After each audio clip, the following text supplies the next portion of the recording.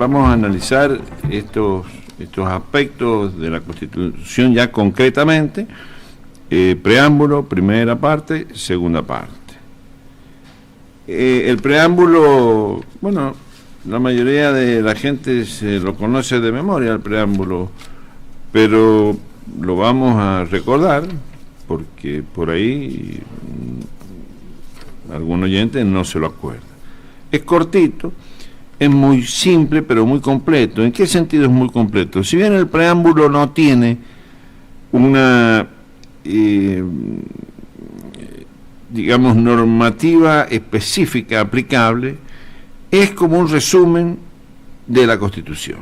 Y dice: nos los representantes del pueblo de la nación argentina, reunidos en Congreso General Constituyente por voluntad y elección de las provincias que la componen, en cumplimiento de pactos preexistentes con el objeto de constituir la Unión Nacional, afianzar la justicia, consolidar la paz interior, promover a la defensa común, promover el bienestar general y asegurar los beneficios de la libertad para nosotros, para nuestra posteridad y para todos los hombres del mundo que quieran habitar en el suelo argentino, invocando la protección de Dios, fuente de toda razón y justicia, ordenamos, decretamos y establecemos esta Constitución para la nación argentina.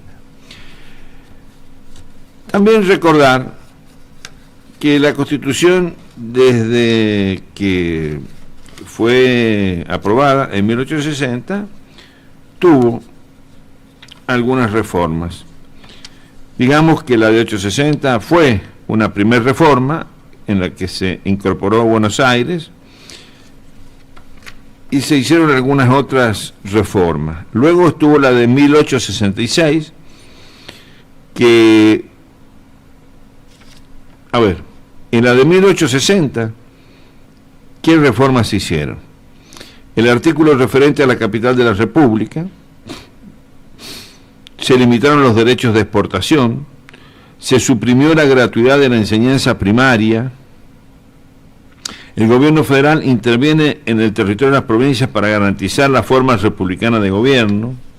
Se establece que en ningún caso pueden concederse preferencias a un puerto respecto de otro. Se instaura que los esclavos que de cualquier modo ingresan a nuestro país quedan libres. Se suprimen las ejecuciones a lanza y cuchillo. Se anula la demanda que tuvieran que pasar 10 años para reformar la Constitución.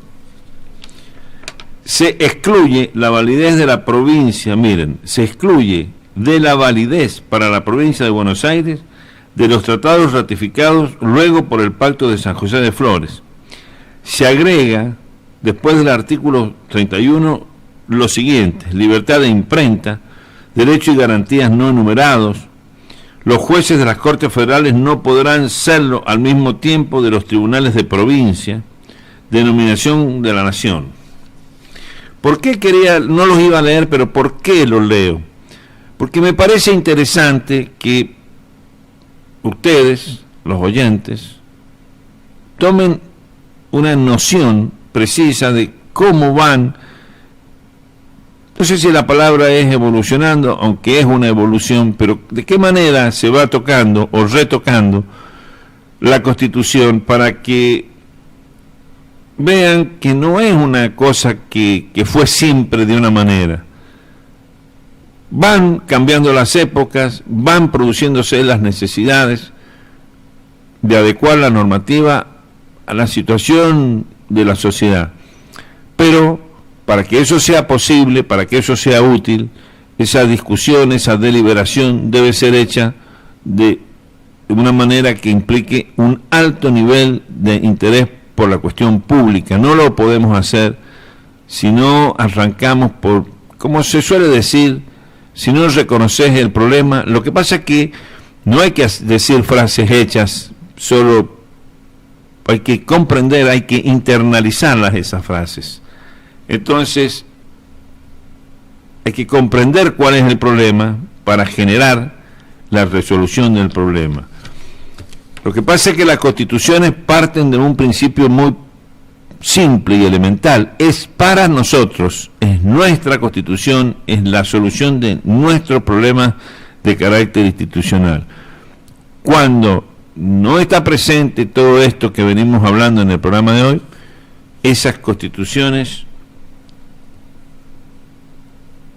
son como normas que no funcionan, son como normas abstractas, son lo que generan lo que los abogados y en la materia de estudios del derecho llamamos anomia. Entonces fíjense ustedes que se agrega la libertad de imprenta. Parece que antes no estaba la libertad de imprenta.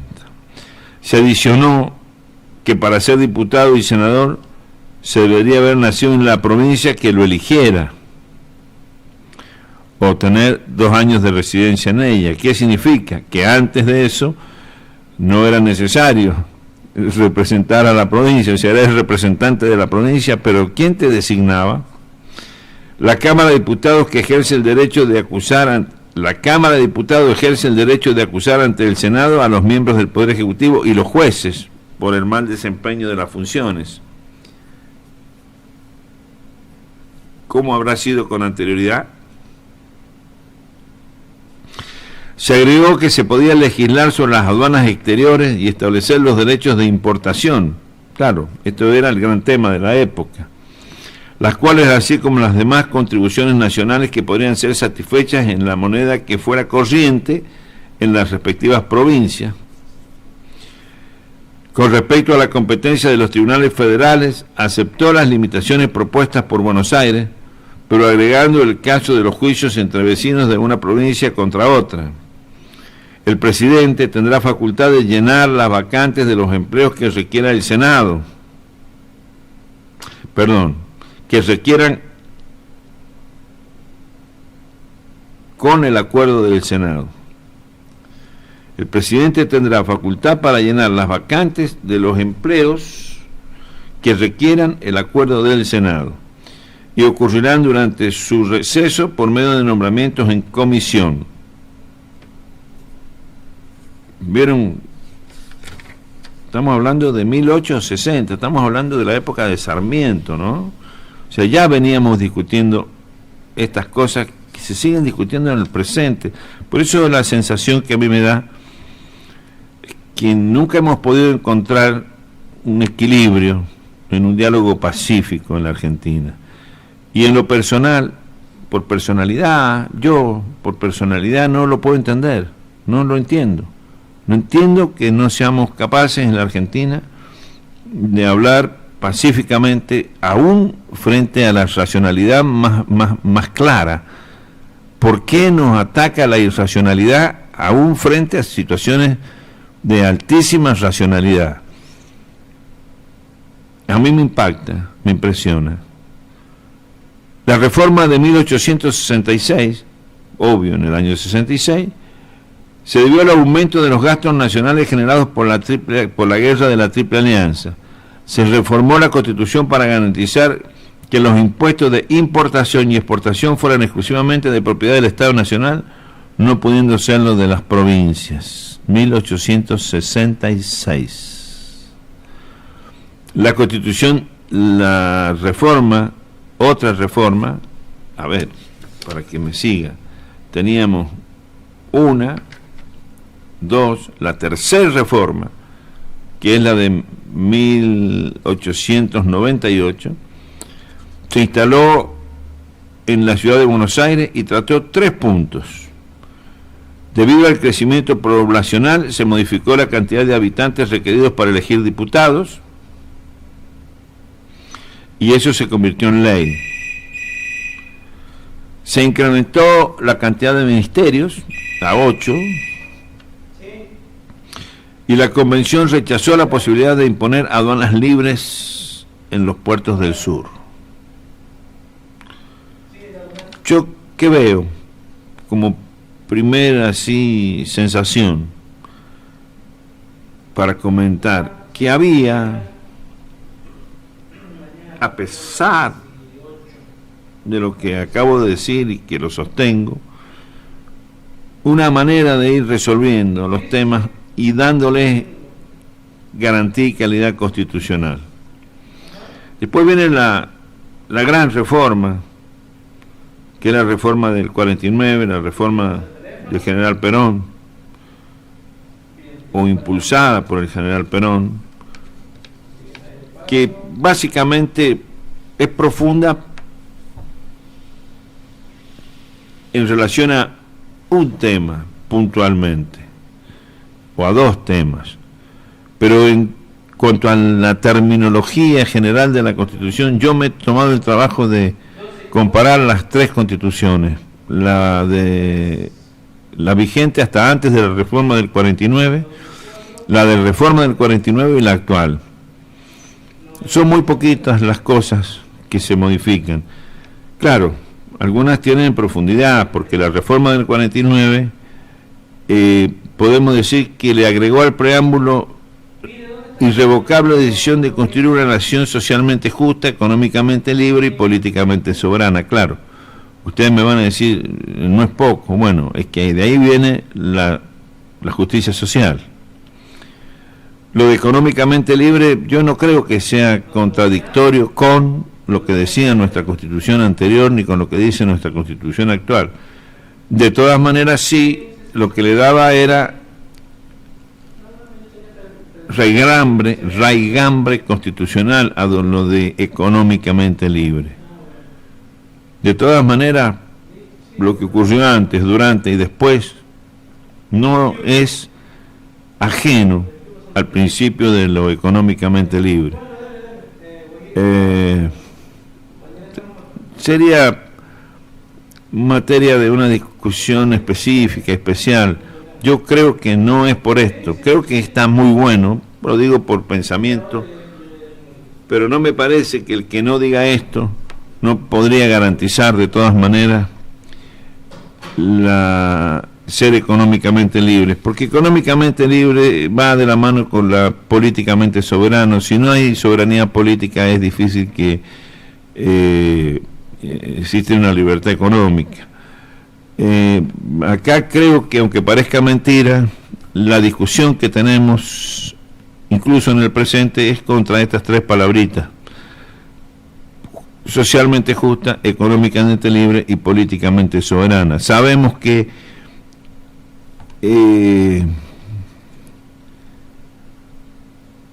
básicamente la Constitución del 49 estableció derechos sociales, derechos del trabajador, derechos en general.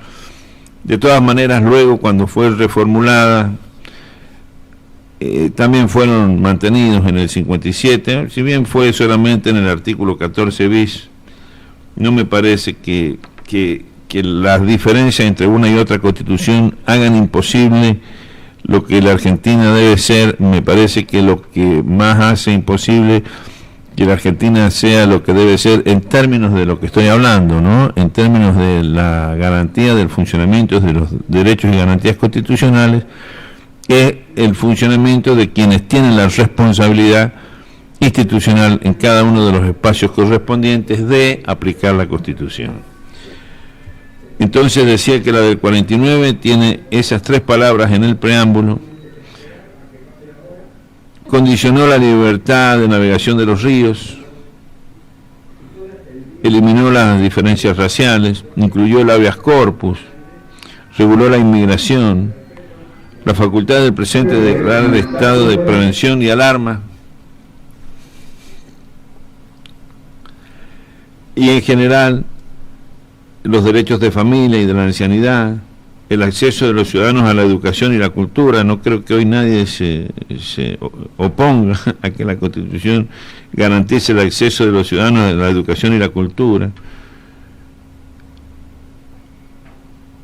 Establecer la elección por voto directo para diputados, senadores y presidentes. No creo que hoy nadie se oponga a eso. De todas maneras, hoy las constituciones lo dicen. Después la reforma del 57 volvió a la se había producido la del 49 y la del 57 volvió todo a como era antes del 49 y agregó el artículo 14 bis, referido a los derechos del trabajo, las condiciones de seguridad y dignidad de los trabajadores, el horario, la jornada de trabajo, la jornada limitada de trabajo, el descanso, vacaciones pagas, retribución justa, salario mínimo vital y móvil.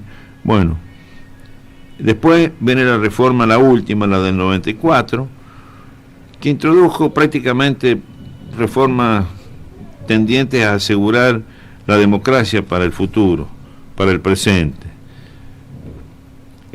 Modificó el periodo de votación, no el periodo de votación, sino el periodo de duración del mandato presidencial de 4 a 6 años.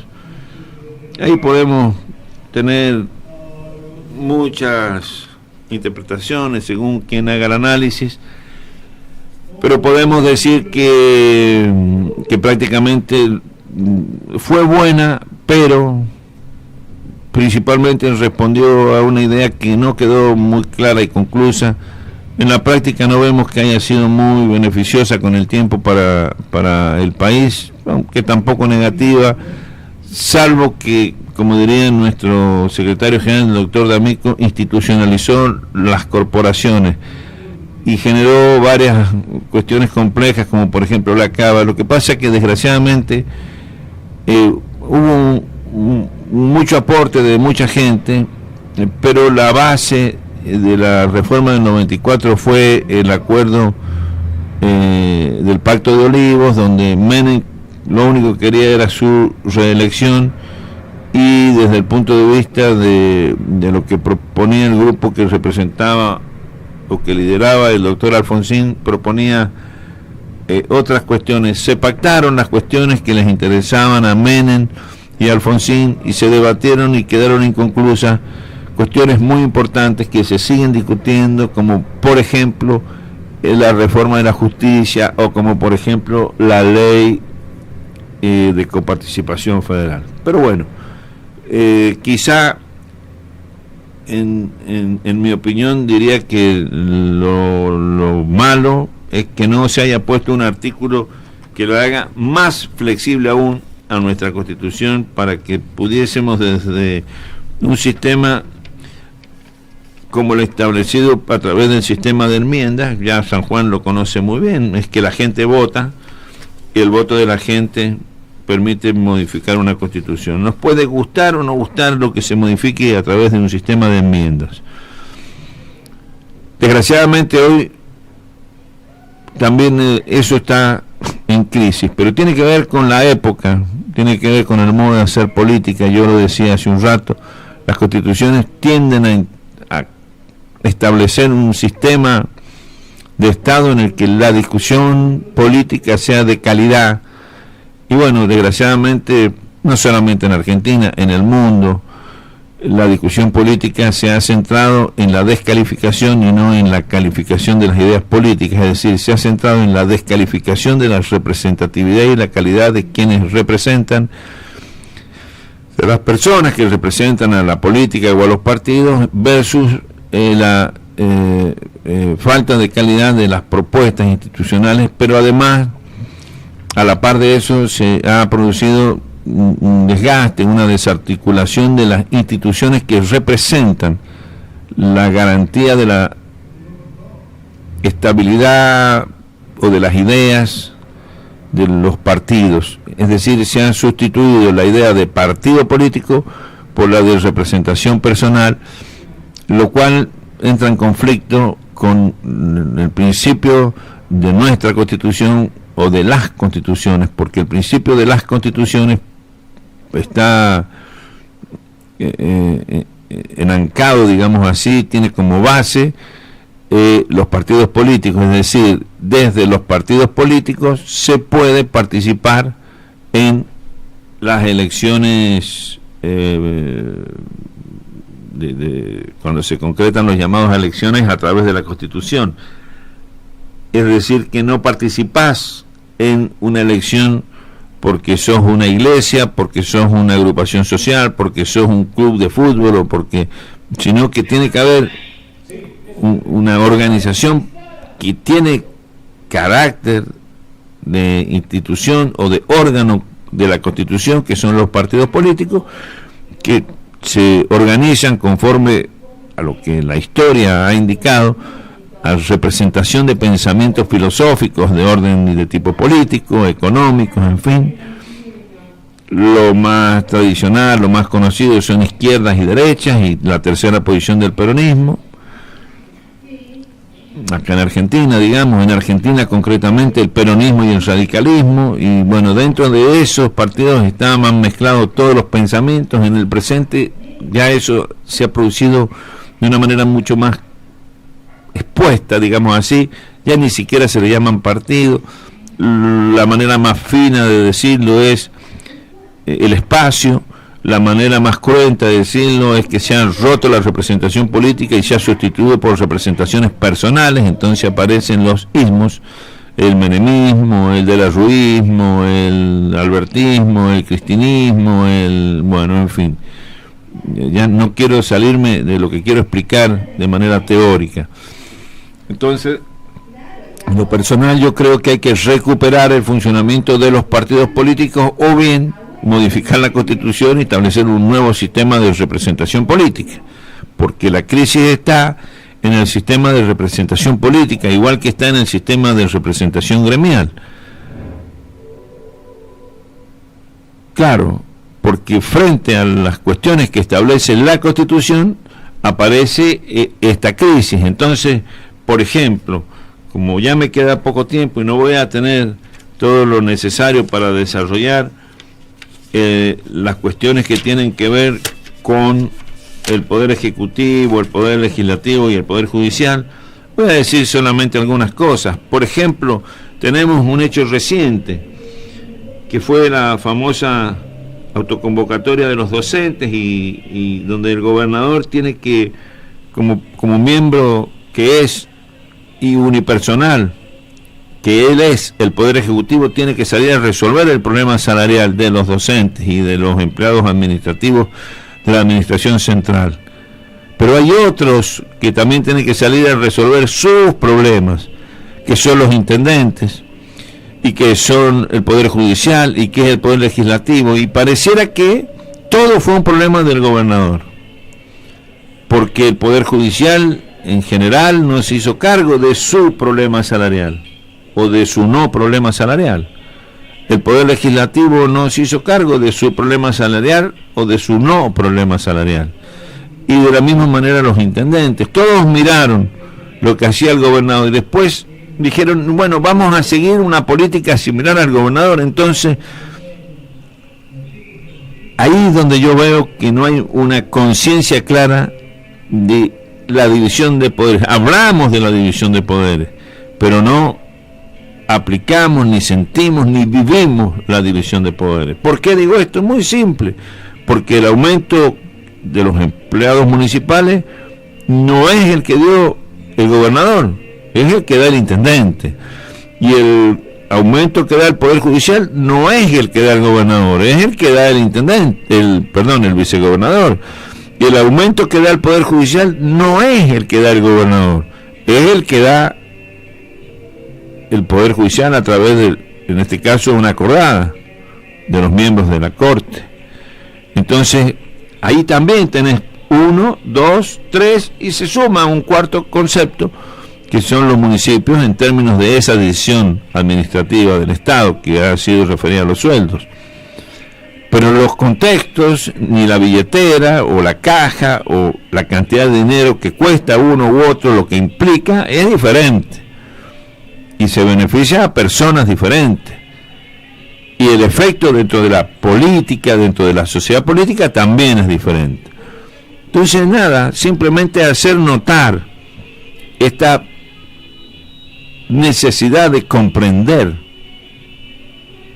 o lo que decía sobre los derechos de los trabajadores. Yo los quiero leer, porque ya casi no tengo tiempo, llevo desde las 6 de la tarde, a las 6:04 que empecé el programa, y no los quiero aburrir, pero no puedo dejar de leer el artículo 14 y 14 bis de la Constitución Nacional. Dice el 14, todos los habitantes de la nación gozan de los siguientes derechos, conforme a las leyes que reglamentan sus ejercicios, a saber, trabajar, ejercer toda industria lícita, navegar, comerciar, peticionar a las autoridades de entrar, permanecer, transitar y salir del territorio argentino, publicar sus ideas por la prensa, sin censura previa, de usar y disponer de su propiedad, de asociarse con fines útiles, de profesar libremente su culto, de enseñar y de aprender. Y el artículo 14 bis dice: el trabajo en sus diversas formas gozará de la protección de las leyes, las que asegurarán al trabajador condiciones dignas y equitativas de labor, jornada limitada, descanso y vacaciones pagados, retribución justa, salario mínimo vital y móvil, igual remuneración por igual tarea, participación en las ganancias de las empresas con control de la producción y colaboración en la dirección, protección contra los despidos arbitrarios, estabilidad del empleo público, organización sindical libre y democrática, reconocida por la simple inscripción en un registro especial. Queda garantizado a los gremios concretar convenios colectivos de trabajo,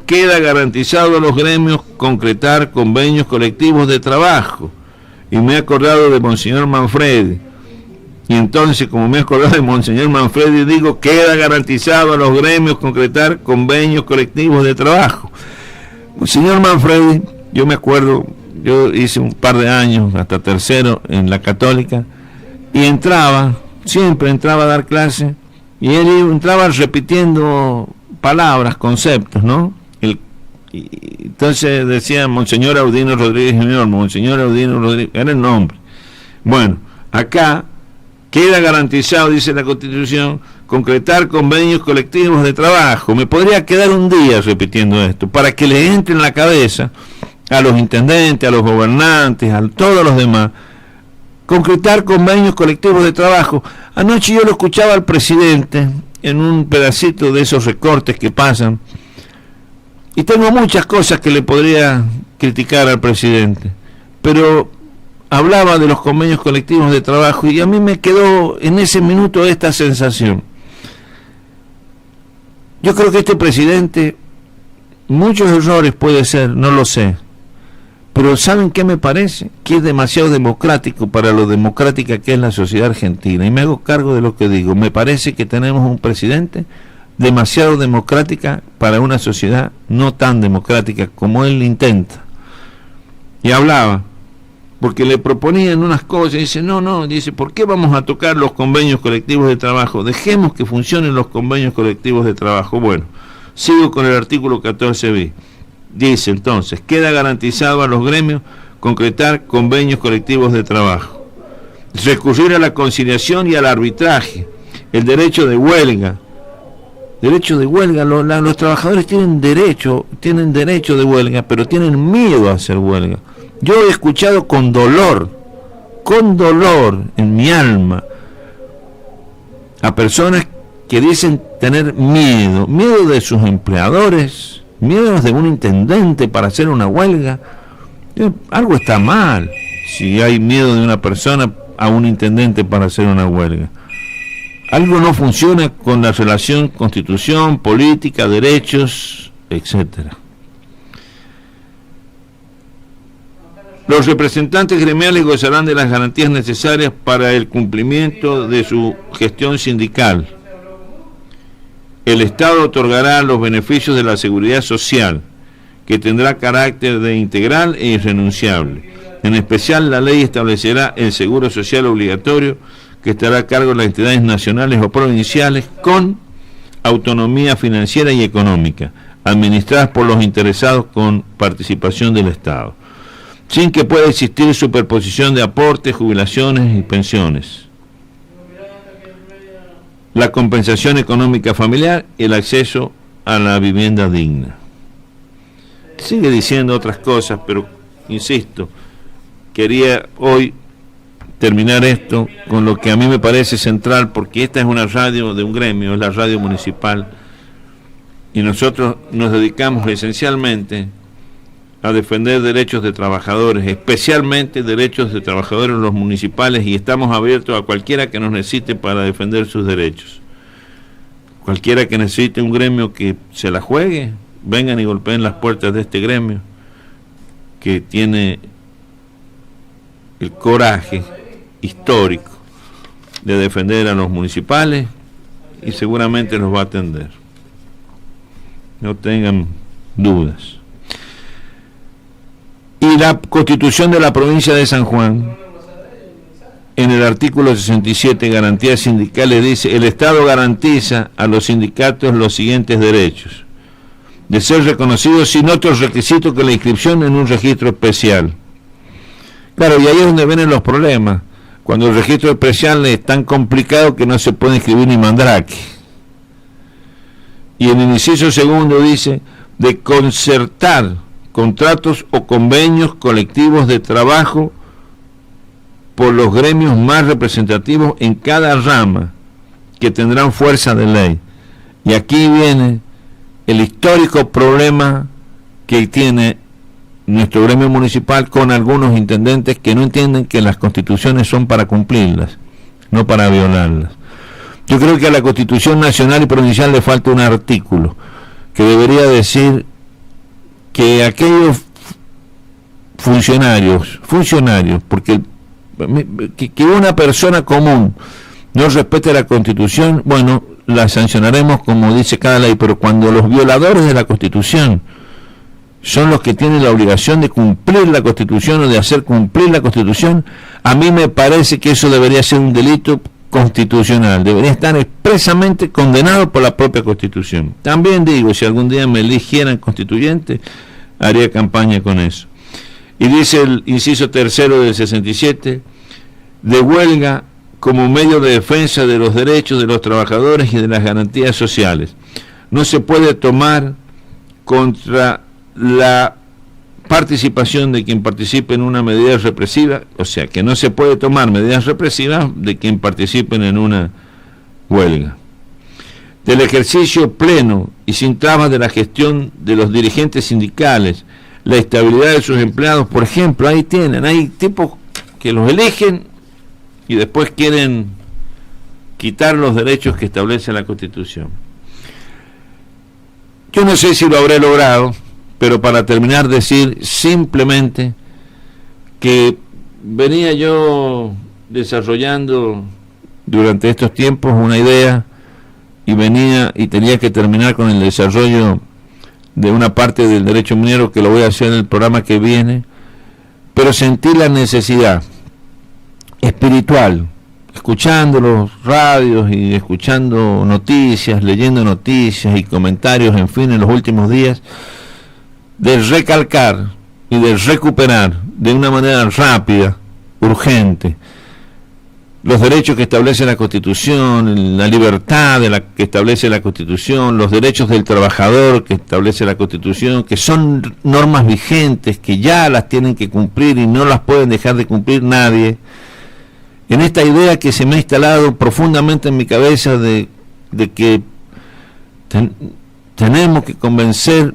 a como dé lugar a nuestro pueblo de el respeto a rajatabla e irrestricto de la Constitución. Respetar, creo que la revolución, creo que la única manera que nuestro país va a poder estar pacificado, sin grieta, es cuando todos, absolutamente todos, entendamos que hay una Constitución que cumplir y que la Constitución la podemos cambiar cuando queramos, mientras que hay una convocatoria y una modificación. Mientras sigamos judicializando la política para tratar de que jueces, 3 o 4 miembros de la Corte Suprema, 2 o 3 miembros de alguna cámara por ahí, poniendo jueces fuera del sistema, o sea, designados de manera no como lo establecen las normas, como tenemos al fiscal general de la Nación, es un fiscal general que no es fiscal general. El fiscal general de la Nación no es fiscal general, y ya la gente se olvidó. Tenemos una corte de 4 miembros que no puede ser. Tenemos un sistema de designación de jueces de la nación que no funciona porque no puede funcionar porque está trabado.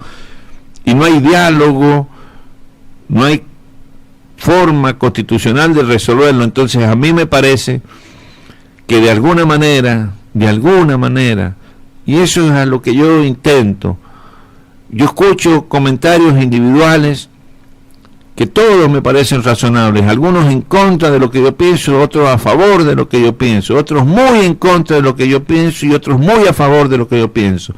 Pero en general veo pocos comentarios que estén fuera de la grieta y a favor de la única herramienta que tenemos para construir un espacio y un derecho y un futuro común verdadero, que es el respeto primero de la Constitución y después de las demás leyes que se han dictado en el ejercicio del derecho constitucional y de la Constitución. Y les puedo dar infinidad de casos y de hipótesis. En San Juan, ni hablar, el agua, la minería y la agrícola y esto y aquello y lo otro. Y si quieren que salga de San Juan a Mendoza, a Córdoba, a las provincias, las cosas inconcebibles que uno escucha que se dicen, y ni hablar con la nación.